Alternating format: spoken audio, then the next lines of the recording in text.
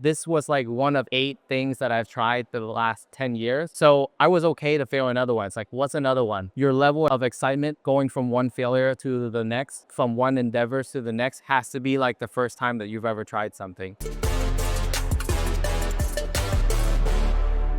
Hey everyone, welcome to another episode of The Real Estate Path. I'm your host, Jim Lee. I'm super excited to have you guys be here with me. I'm here at a mastermind retreat called Owners Club run by Pace Morby. And I have Hung with me. Welcome to the show, Hung. Thank you, man. I'm excited to be on here. Yeah, absolutely. So Han and I just met and he specializes in Airbnb short-term rental out in Florida. So Han, can you give our audience a little bit context and background in how you got started in real estate investing? I got started actually by accident. It was during COVID and I was working at my family's nail salon previously for up until 2022 for the past 10 years prior. So during that entire time, I was always doing side hustles and doing side things, trying to figure out, what kind of business would stick. And during COVID, I had actually started managing long-term rental for my family. They have a couple of long-term rentals and there was this one property that was starting to not really rent out really well. And it was basically 3 to 4 months now. And so essentially it was like starting to bleed. And I reached out to a buddy of mine that I met at the Tony Robbins event that I remember he was telling me that he was going to start Airbnb like 2 years ago. So I was like, okay, it's been 2 years. He probably has a lot of knowledge and a lot of properties now. So I reached out to him. He's like, yeah, this thing will do really well, but you're going to need about 20K to furnish the entire property. And at that time I was pretty much broke. I didn't really have a lot of money. So I said, hell no, because I think the majority of people when they first get started with short-term rental, the first question is, how do people find my listing? How do people book? All of those things. And what's the demand, right? Like, cause I don't want to own furniture. And so I said no, but luckily at the time I was staying in an apartment and my 2 roommates were moving out early because we were supposed to move out January 1st, but we had forgot to send in our letter of non-renewal 2 months prior. So when we all found out that we had to stay there an extra 2 months, they were like, how you can stay here? We'll keep paying for the extra 2 months, but we have plans already. One guy is moving out and then another guy is moving to college with his then girlfriend at the time. So I was like, guys, let me try out this Airbnb thing. And my main thing is I just didn't want to go home and look like a failure to my parents. So my idea was list the 2 bedrooms out so that it covers whatever their side of the rent was. So that way I can pay my share and I can stay there as long as I wanted to. Long story short, I put the 2 properties on Airbnb and within the week, I got a 6-week booking for the 2 shared bed and bath for about, I think it was $4,000. And that was in COVID and our rent was $2,100. So I was like, oh my gosh, like what is going on here? Like, why are people paying so much money? So I was really excited. That excitement got cut short because the following week, I got a call from management saying that we're not allowed to host Airbnb there. I'm a person that I do it and I ask for forgiveness later. So I was really sad about that at the time, but it gave me the proof of concept I needed to go back to the house and do that house that was like vacant. From that one house, I didn't really have a lot of money. So what I did was I fronted the money for my friend to help me out and we basically split 50-50. Didn't have a lot of money, so I put most of the charges on my personal credit card that I had at the time. And my thought process has always been, if the worst case scenario that it fails, well, I can just work it off and then pay down the credit card and then start over on whatever new endeavors it is. But my mentality has always been, I only need this thing to work once. I only need whatever it is that I'm trying to work once. And this was like one of 8 things that I've tried the last 10 years. So I was okay to fail another one. It's like, what's another one? One of the biggest things that I've learned throughout that whole process is your level of excitement going from one failure to the next, from one endeavor to the next, has to be like the first time that you've ever tried something. Because if not, you're going to be just like any other person where you're going to get tired and you're going to get burned out really quickly if you don't have a vision of where you want to end up, which was I didn't want to work for my family anymore and I didn't want to work like my family anymore. They have a great business, but they're still in the business and they're not removed from the business like I wanted to, where I see owners that are able to step back and away from the business. That's my short story on how I got into a short-term rental. And then from that one property, it went from 1 to 2 and then 2 to 4. And now we have about 24 properties under management in about 5 states. Impressive. So a lot to unpack there. So you started with your family business. Yeah. And then you got into the mindset coach that you got, Tony Robbins. Yeah. And then you got into Airbnb. So did any of the skill set you acquired from working for your parents' business, were you able to take that and apply it in real estate world? For sure. The greatest thing that I got from my parents, if there's work that needs to be done, then you just need to roll up your sleeves and do it. I don't ever see them complain that they need to work or that they need to do certain things. I've seen them growing up being the first one to get to their salon at 8 o'clock, 8:30 in the morning, all the way until 10 o'clock, 11 at night. Sometimes when they're the one that had to stay back and clean up and then do the laundry so that the next day they can ready to be open again. And they don't ever complain about that. I always see that as like a normal thing. To work hard has always been the normal thing that I've seen growing up because my parents don't ever complain about that stuff. That's definitely a skill set I've taken from my parents. Yeah, and I think that's like a superpower that us immigrants have, that we get a different perspective because we know that in our country, people wish that they had our problems, right? Yeah. And sometimes we forget that. It's all about the humbling beginnings. Yeah, for sure. Where you come from. For sure. Now, fast forward to where you mentioned the story how you put expenses on your credit card.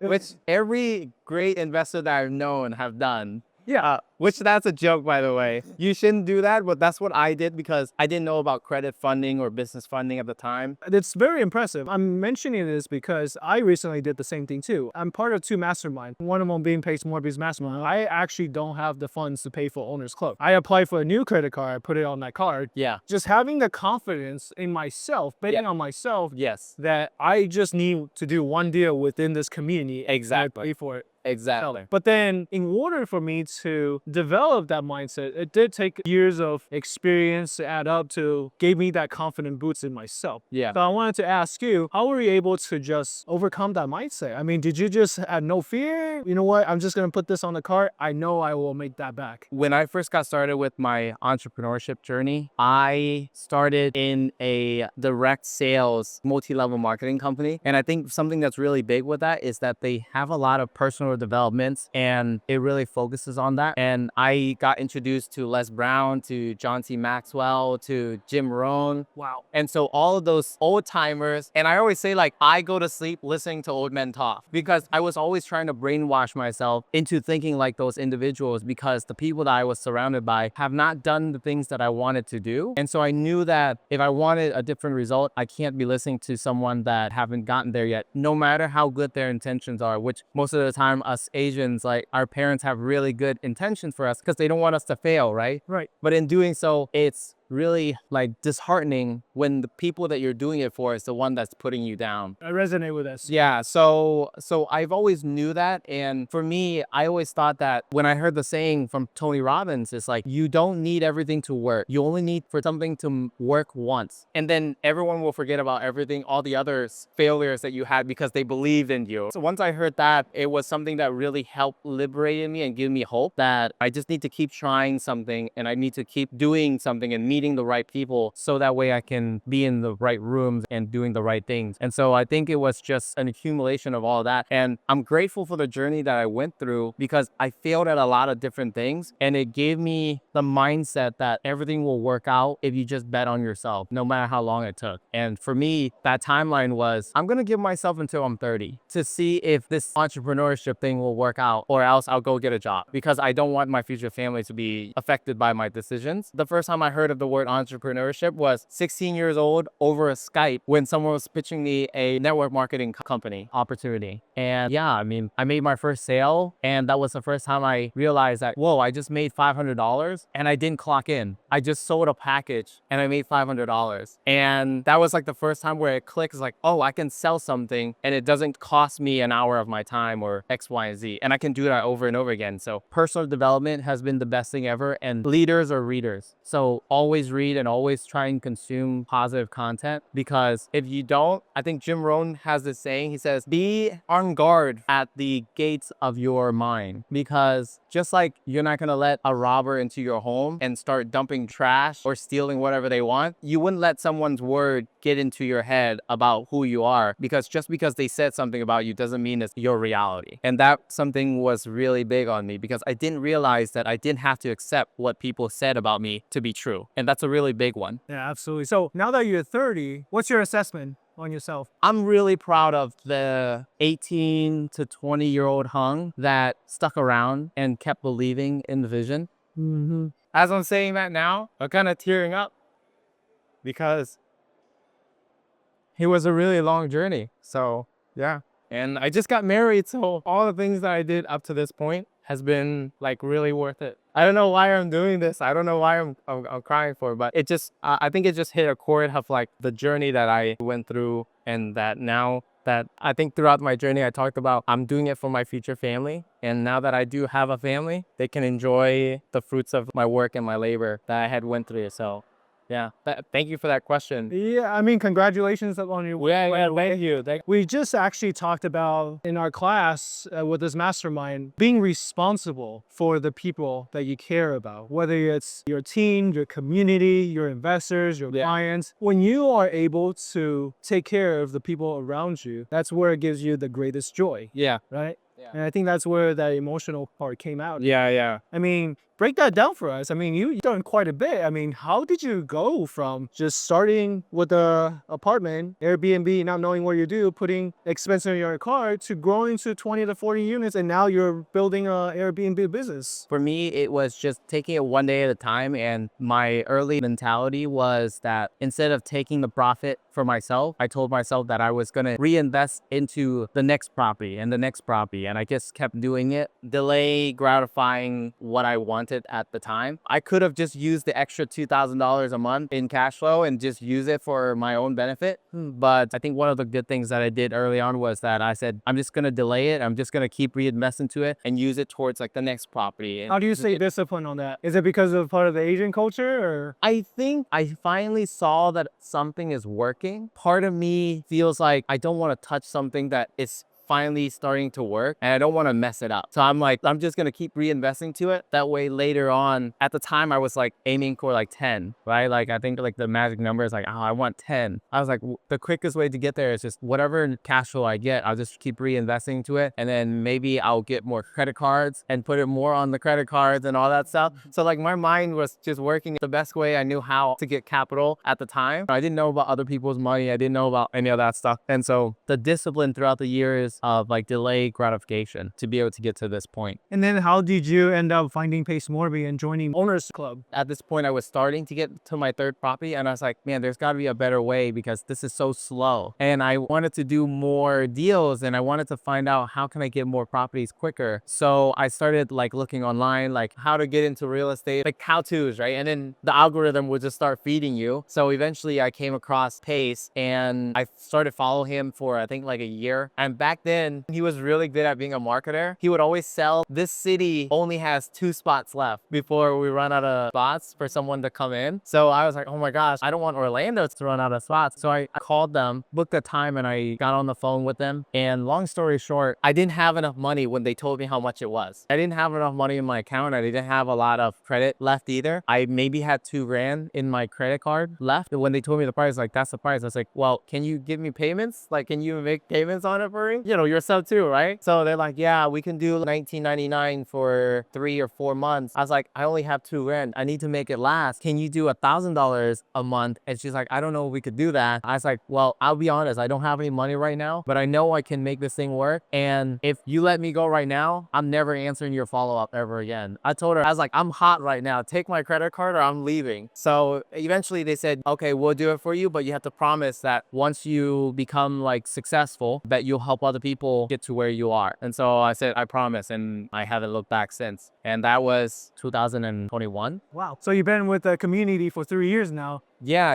I was in when there was less than 1,000 people. Wow. Yeah. And I think there's like 15,000 now. Yeah, massive. So yeah. Well, talk about the momentum you built since then. I mean, 3 years is quite a bit of time. Because of the network that I've been able to build in the space and just doing local networking events and being in the community, I was able to get in contact with the right people. Things that I didn't know how to do, I was able to meet people that have strengths that I didn't have. So for instance, just like how I got into short-term short-term rental, it was my friend that I leaned on their experience. I was the one who just provided the capital and the resources that was needed. They had the knowledge. And I thought most people think that you had to have a lot of knowledge to kind of get started. And I thought they had a lot of knowledge too. And they had a lot of experience. Come to find out, I thought they had maybe like 5, 10, 15 properties since it's been 2 years. They had one, but that was one more than I did. And so they were able to kind of get me started. And I was able to lean on their expertise to kind of get started. And that was the same thing I did for a short-term rental. That was the same thing that I did for our first boutique motel that we had acquired late last year. I don't know anything about commercial, but I know how to run short-term rental and I know how to operate one very similarly. So I met someone that knows about commercial that can help me with the underwriting and all that stuff. And away we went into the sunset. They kind of did the commercial side of things, the underwriting and all that stuff. Once I got on board, I helped with the capital raising and the operational side of things.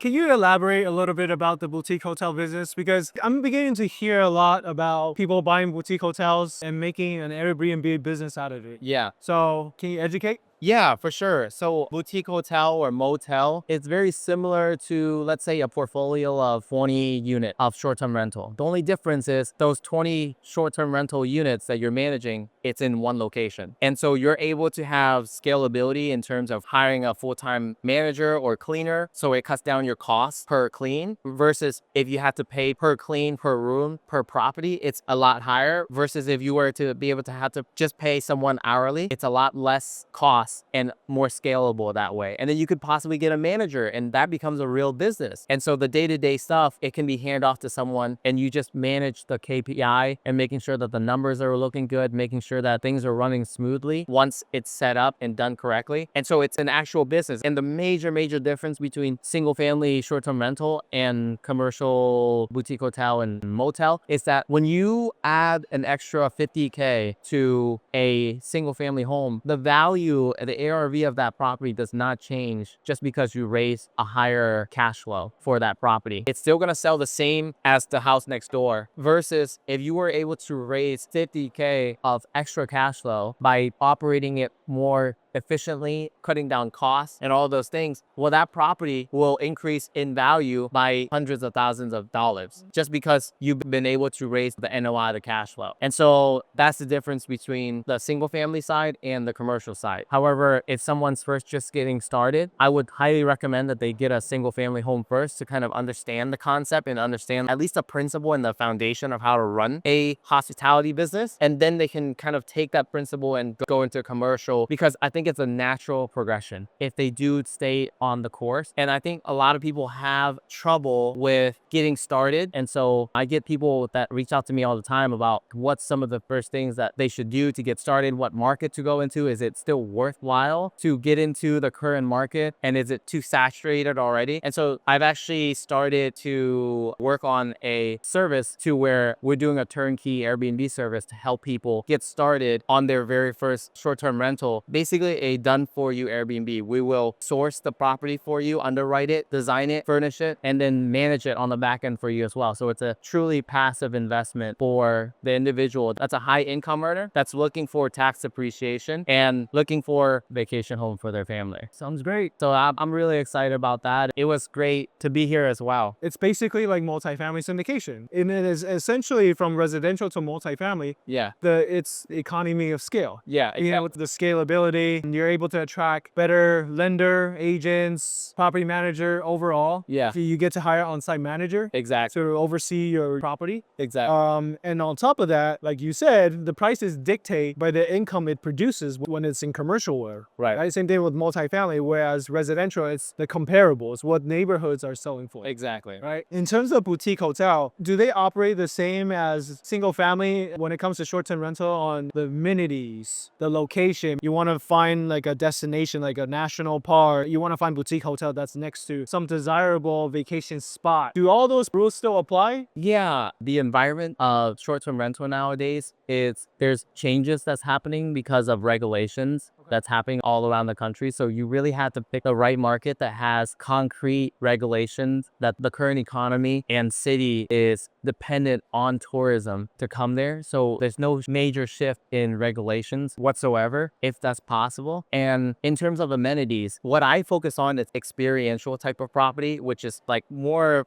properties that you can build something out. You can provide certain amenities. You can provide pools. You can provide games and certain things that can entertain people when they're there, and they're not just using it as a place to sleep. And I think with the boutique hotel and the commercial space, because of the scalability, because you can have 20, 40, 60 units in one area, you can have scalability that you build the amenity there and all 60 unit can enjoy that amenity. Versus with a single family home, whatever you build is only for that home. It's not for all the other homes to enjoy, right? So that's very different in itself. But I think the biggest part is probably knowing the regulations, because single family homes nowadays, if you don't know and you're building your house on sand instead of concrete, if some type of regulation wave comes by and it knocks your castle down, you're going to have a really hard trouble sleeping at night because you've invested all this money and now you can't operate the way that you intended to. Right. Versus with boutique hotel, the regulations are on your side. The property code is meant for you to do commercial use there, which is hotel and transient stays. There's no laws that prohibit you from operating your hotel. Versus the single family, most of the time that property, it's in a residential neighborhood. And so sometimes you're fighting an uphill battle if you don't do your due diligence correctly. Cool.